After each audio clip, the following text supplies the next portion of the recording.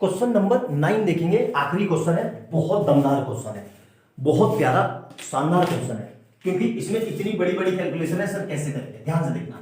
हमें सबसे पहले यहां देखो ध्यान से, सबसे पहले इसके प्राइम फैक्टर करके इसको सिंपल करेंगे। प्राइम फैक्टर कैसे, हमें पता है 48 को, हम 48 को क्या लिख सकते हैं, यहां पे देखो ध्यान से, 2 से किया तो 24, फिर 2 से किया तो 8 और 12 कितना आएगा 12, फिर 2 से किया तो 6, फिर 2 से किया तो 3। यहां तक समझ में आ गया।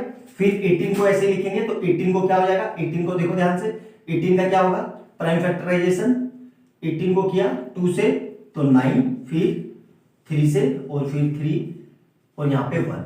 मतलब अल्टीमेट मैं क्वेश्चन को ये लिख सकता हूँ, ध्यान से देखना, 4√3 प्लस 5√2 अपॉन 18 √48 को, √48 को मैं क्या लिख सकता हूँ, ये देखो ध्यान से, तो 2 इंटू 2 इंटू 2 इंटू 2 इंटू 3। यहां तक समझ में आया। फिर इसी तरीके से 18 को क्या लिख सकता हूं मैं, 3 इंटू 3 इंटू 2। यहां तक क्लियर है। मेरे ख्याल से कोई स्टेप में कोई दिक्कत नहीं होगी। क्यों किया सर ऐसा, अभी समझ में आ जाएगा। देखो अब यहां से हमें पता है अंडर रूट में 2 जोड़े मिलके एक बाहर आ जाता है, सेम यहां से भी ये बाहर आ जाएगा, और यहाँ पे भी सेम क्या है, ये चीज समस्या है। देखो यही मतलब दिया हुआ है, तो यहां से क्या लिख लेंगे हम, ध्यान से देखो, ऊपर वाला ऐसे ही रहा, 4√3 प्लस 5√2 अपॉन में देखो 1 2 और 1 2 मतलब 2 2, तो 2 इंटू 2 4, तो यहां से 4√3 आ गया, प्लस यहां से क्या आ जाएगा, देखो 3√2 आ जाएगा। यहां सब तक समझ में आया, क्लियर है। अब ये क्वेश्चन है और इसको हमें सोल्व करना है। मतलब ये क्वेश्चन जो है, ये क्वेश्चन सिंपलेस्ट फॉर्म में ये क्वेश्चन है, ये पूरा क्वेश्चन ये वाला, ये सिंपलेस्ट फॉर्म में ये वाला क्वेश्चन है, हमें ये सोल्व करना है। आई बात समझ में, इसलिए कहा था बहुत दमदार क्वेश्चन है ये।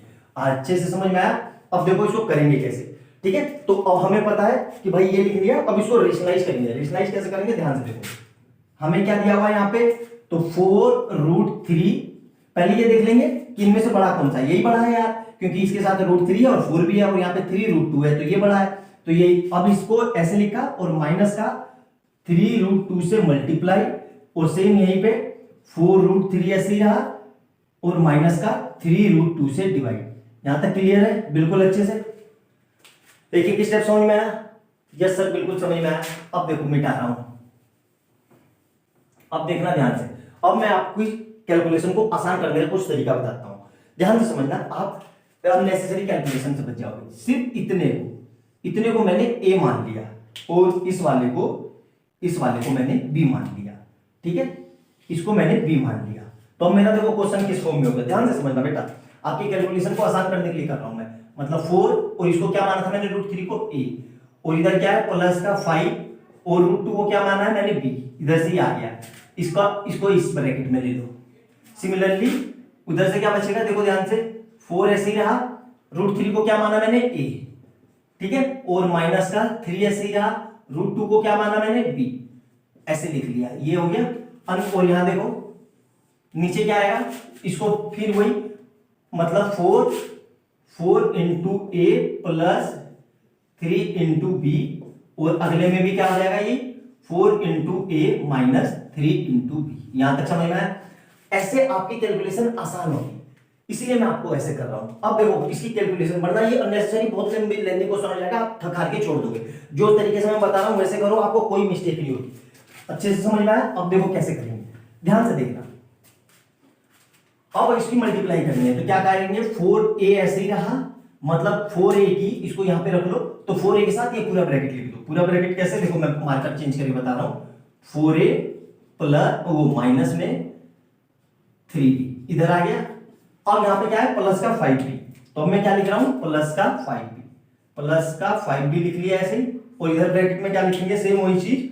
ध्यान से देखो, मतलब 4a माइनस 3b।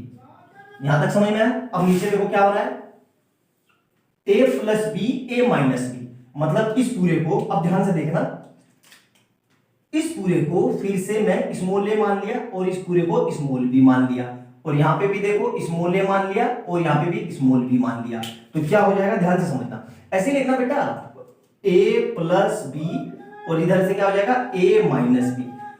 ठीक है, अब देखना ध्यान से क्या कर रहा हूं, अब इसकी मल्टीप्लाई करो, 4a की अंदर मल्टीप्लाई करेंगे तो क्या हो जाएगा, 4 नंबर से मतलब ऐसे 4a इंटू 4a, क्लियर है, दिख रहा है, पहले देख लेता हूं आपको लिखा हुआ दिख रहा है कि नहीं, हाँ एक मिनट, हाँ दिख गया ना, 4a इंटू 4a माइनस का, अब 4a की 3b से मतलब 4a इंटू 3b, एक बढ़ेगा इधर, अब क्या होगा प्लस के 5b से 4a की, तो मतलब 5b इंटू 4a, और बीच में क्या बनाएंगे प्लस माइनस माइनस, मतलब 5b इंटू 5b, यहां तक समझ में, वो 5 है 3 है 3b, यहां तक क्लियर है अच्छे से। अब देखो ध्यान से, और नीचे क्या हो रहा है, a plus B A minus B, मतलब a square minus B square. अब देखो 4 इसकी मल्टीप्लाई करी तो क्या लिख सकता हूं, 16a स्क्वायर, क्या है 16a स्क्वायर, ये कैसा है कैपिटल, कैपिटल ले लो वरना कंफ्यूजन हो जाएगी आपको, क्योंकि कैपिटल माना है तो कैपिटल ही होगा, ये आ गया। ठीक है, और इधर क्या माना मैंने, ध्यान से देखो, माइनस का 4 दिया 12ab 12ab, ठीक है, और यहां देखो 5 4 जा 20 मतलब 20ab, क्लियर है, और यहां देखो माइनस का 15b स्क्वायर, क्लियर है यहां तक, और नीचे देखो ध्यान से ए किसको माना था मैंने, ध्यान से देखो ये अब स्मॉल ए है, स्मॉल ए किसको माना था 4a, मतलब 4a का होल स्क्वायर माइनस, और b किसको माना है मैंने 3b, मतलब 3b का होल स्क्वायर। यहां तक समझ में आया अच्छे से। अब देखो, अब थोड़ा बेटा समझो, थोड़ा पेशेंस बना के रखो कि लेंथी क्वेश्चन है, बार बार बोल रहा हूं लेंथी क्वेश्चन है। ठीक है, अब हमने क्या किया, ए हमने किसको माना था, यहां देखो इसको ये माना और रूट को माना था, क्वेश्चन हट गया क्या, एक मिनट, √5 √3, और ये क्या था हमारा क्वेश्चन देख लेता हूं, √3 को ए माना था और इसको पूरे को बी माना था, मतलब 16 ऐसे ही रहा, तो √3 का होल स्क्वायर ये वाला है -12 इंटू √3 इंटू √2, और इधर से क्या आ जाएगा प्लस, अरे रुक जाओ एक मिनट बेटा, थोड़ा यहां देखो, यहां पे क्या आ जाएगा 16a स्क्वायर, इन दोनों को सोल्व करेंगे, इन दोनों को, तो क्या आएगा देखो 20 में से 12 गए तो मतलब प्लस के 8ab, और उधर से क्या आएगा माइनस का 15b स्क्वायर, और नीचे वाले को सोल्व कर दो तो क्या आ रहा है, मतलब 4 चौक 16, मतलब 16a स्क्वायर माइनस 9 ब्रैकेट के में b स्क्वायर। यहां तक समझ में आया, बिल्कुल आ गया।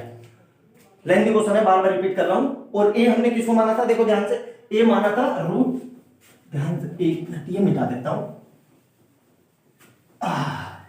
ए हमने किसको माना था, ए हमने माना था यहां ये बुक में है √3 को, और बी माना था √5 को, मतलब आप क्या लिख देंगे 16 इंटू √3 का स्क्वायर प्लस 8 इंटू √3 और √2, और इधर क्या था -15 इंटू बी किसको माना था √2 के होल स्क्वायर को, √2 ही है ना, √2 हाँ ठीक है, और नीचे भी देखो सेम वही चीज, 16 ऐसे ही रहा, √3 का होल स्क्वायर -9 ऐसे रहा, √2 का होल स्क्वायर। अब देखो रूट से ये कट जाता है और इधर तो कटेगा नहीं, और इधर इससे ये कट गया, तो क्या आ रहा है 16 10 के 8 ऐसे ही रहा, √3 और √2 मिलके √6, और उधर से कितना आ जाएगा 30। यहां तक क्लियर है। अपॉन में देखो नीचे 16 3 जा 48 और माइनस 9 2 जा 18, क्योंकि यहाँ 2 ही बचेगा, यहाँ 3 बचेगा, तो अल्टीमेट, अब देखो इसमें से ये माइनस हुआ तो कितना आया 18 प्लस 8 √6, और नीचे कितना आ जाएगा 30 आ जाएगा 30। अब देखो इसमें से कुछ कॉमन आ रहा है, बिल्कुल आ रहा है कॉमन, सर 2 कॉमन ले लिया, 2 ही आ रहा है ना, 3 नहीं आएगा, 2 ही कॉमन ले लिया, तो 2 कॉमन ले लिया तो इधर से कितना बचेगा 9 प्लस 4 √6, और नीचे कितना है √30, वो 30 सिर्फ 30, तो इस 30 से ये कट गया तो कितना आ गया 50। तो यही हमारा आंसर है, फर्दर सिंप्लीफिकेशन करके अब इसके आगे ये सोल्व नहीं हो सकता। आई बात समझ में बेटा, बहुत अच्छा, बहुत शानदार, बहुत कंसेप्चुअल क्वेश्चन है। अगर एग्जाम में नहीं आया तो इस क्वेश्चन से आपके फंडामेंटल बहुत स्ट्रांग होंगे, रीजनाइजेशन बहुत अच्छे से करना सीख जाओगे। तो लेंथी क्वेश्चन को देख के डर मत किया करो, ये क्वेश्चन आपकी फंडामेंटल, आपकी नींव तैयार करते हैं कि आपको कैसे करना है। अच्छे से समझ में आया, वीडियो अच्छी लगे तो लाइक एंड सब्सक्राइब कर देना, और कमेंट सेक्शन में जरूर बताना कि आपको कैसा लग रहा है, मजा आ रहा है कि नहीं। और अपने दोस्तों को भी बताना और बेल आइकन दबा लेना ताकि जैसे कोई नई वीडियो आए आपको तुरंत नोटिफिकेशन मिल जाए। आई बात समझ में? नोट डाउन करो अच्छे से। मिलते हैं अगली वीडियो में।